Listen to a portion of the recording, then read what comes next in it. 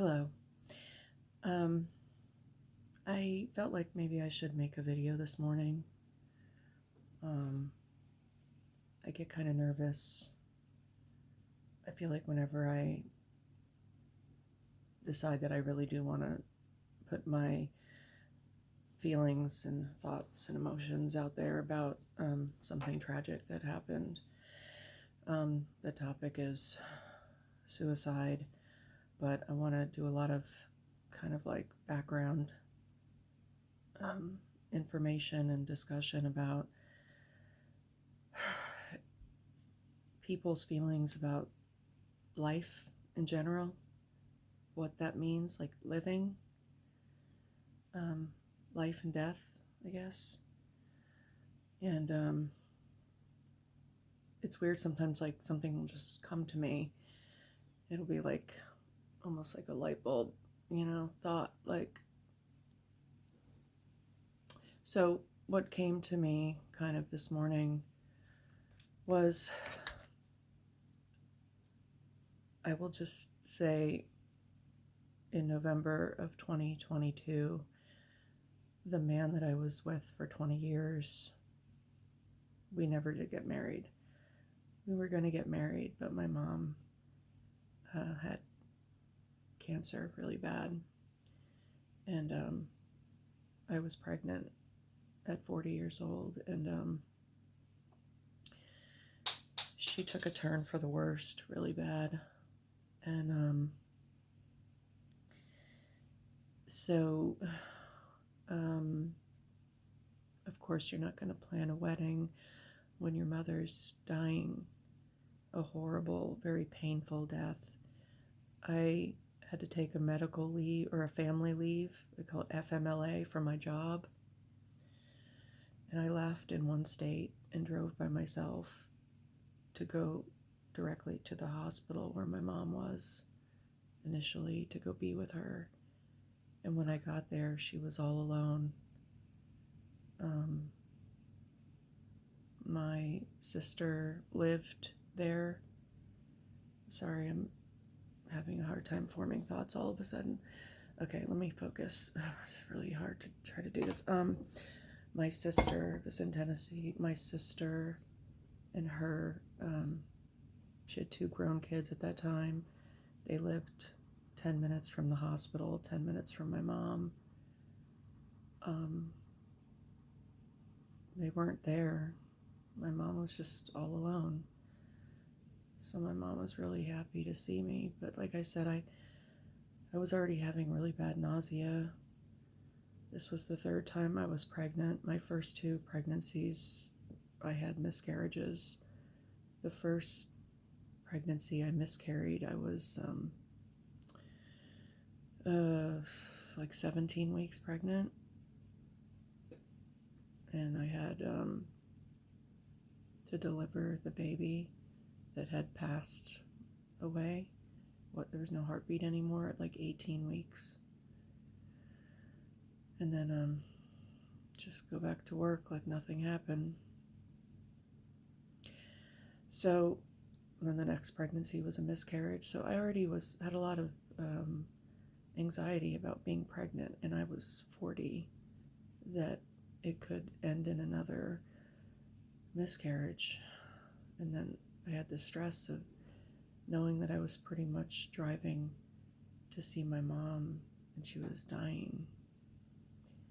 And at the same time, my best friend that I knew since I met him in high school. I think we were like 15. He was dying of cancer at 40 years old. So this was all going on at the same time. So I was trying to be happy that I was pregnant. Probably the last time I could ever, try to be pregnant. Anyway, I'm getting sidetracked.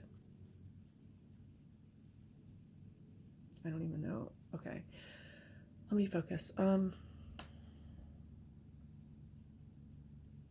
But anyway, yeah, so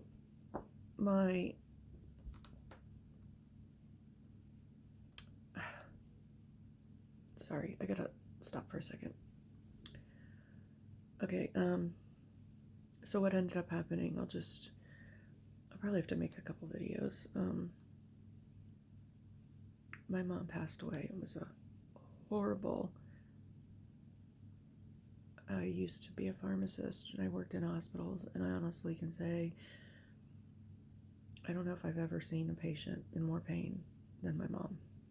It was awful. And I had to see her slowly die in front of me over like 2 months. Again, while I had a baby growing inside me. So I was like crying every day, and then I started spotting, and my sister and my niece, who was in nursing school at the time, they would only come over like every other day for like an hour. And my niece already had 2 kids at that time, and my sister already had her 4 kids. My sister is 12 years older than me. And I told my sister that I was spotting and that I was afraid I was having a 3rd miscarriage, and she just went like this, went, "Oh, I'm sorry." Never offered to like give me a night off. Never offered like, "Hey, you need a break. Come to my house and stay the night, and I'll spend the night with Mom." No. I mean, deep down inside, I was like, do these women want me to have a miscarriage? Like, do they? It was just so cruel. I wouldn't do that to a stranger. Sorry. Anyway, I feel like they were just like, their lives were set up, and I was just like this person that everybody talked about, like, oh, well, everything bad kind of happens to her. She's used to that. Like, she'll get over it. And after everything I'd been through in my life, I just wanted nothing more than to be a mom. But I didn't realize if I wouldn't have a 3rd miscarriage. I mean, I hadn't been to a doctor yet or anything.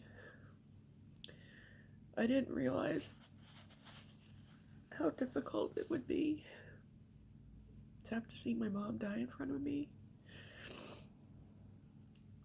with the baby growing inside of me, and then have to go back to work, not get to grieve my mom, not get to grieve my friend who ended up dying a month after my mother. And I had horrible morning sickness. I was super nauseated, like, all the time.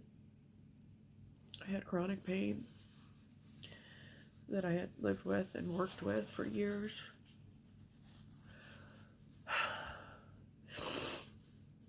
I didn't realize, I mean, because when you're a woman, you just have this, I mean, if you're a regular woman, or a normal woman, I guess, how society says that, I mean, you can have this really strong drive to want to be a mom, to want to have a child. It's an extremely strong drive. Like, when I was a kid, I used to babysit. I started babysitting the kids across the street, and the mom trusted me with her 2 little boys. One of them was an infant, and I was only like, I think I was like 11 years old. She knew that my mom was right across the street, and I was always like the go-to person that people would trust with their kids, and I just, was always like such a good babysitter, and I always loved kids. And I mean, if I watched people's kids, I mean, I was so responsible, and so, I made sure that I took care of the kids and made sure they were safe and everything. But anyway, I didn't realize, getting back to, again, talking about life and what it means to live.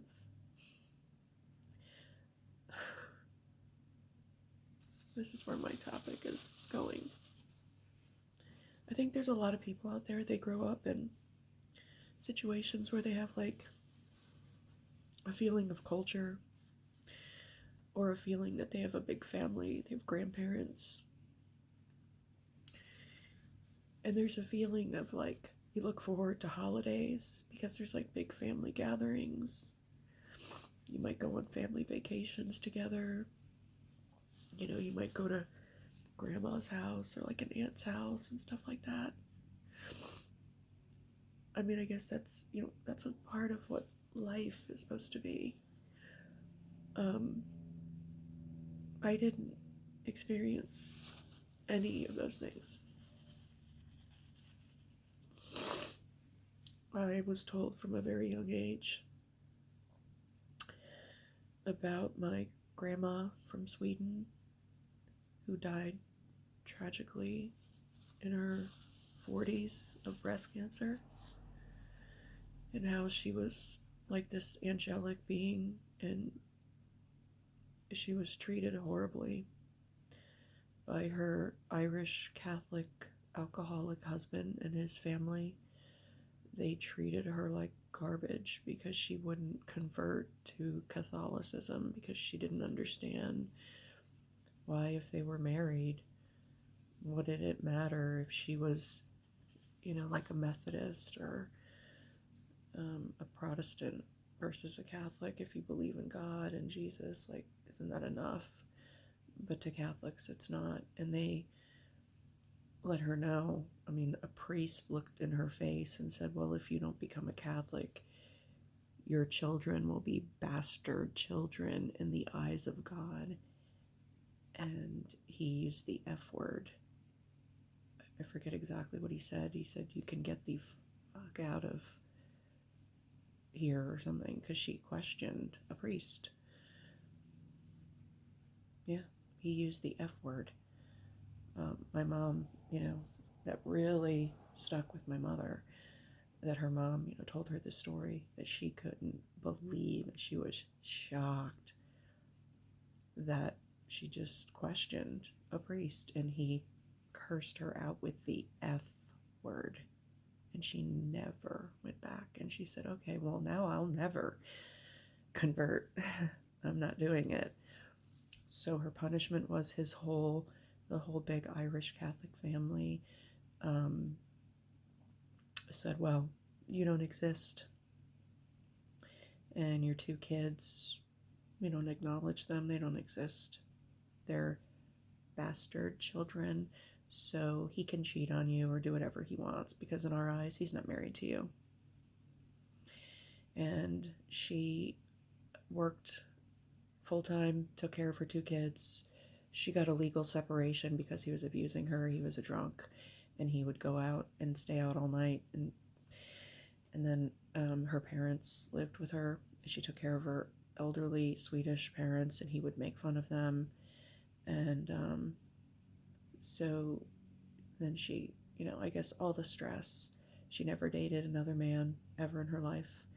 And then she came down with breast cancer, and she died. So, you know, if you're a really good person and you take on too much, this world will eat you up and spit you out.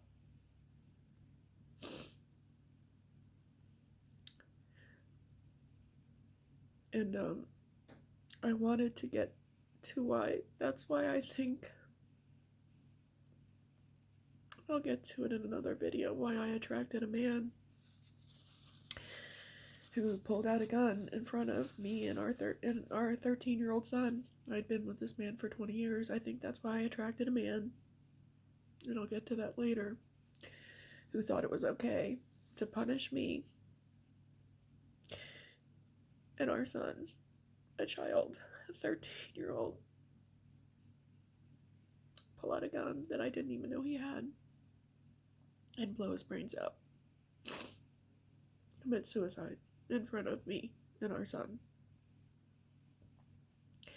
That I would attract someone like that after everything I've been through. I want to get to the psychology of why that happened. But I'll do it in another video because my brain is just like, oh, too many thoughts. I'm sorry. That's the end for now.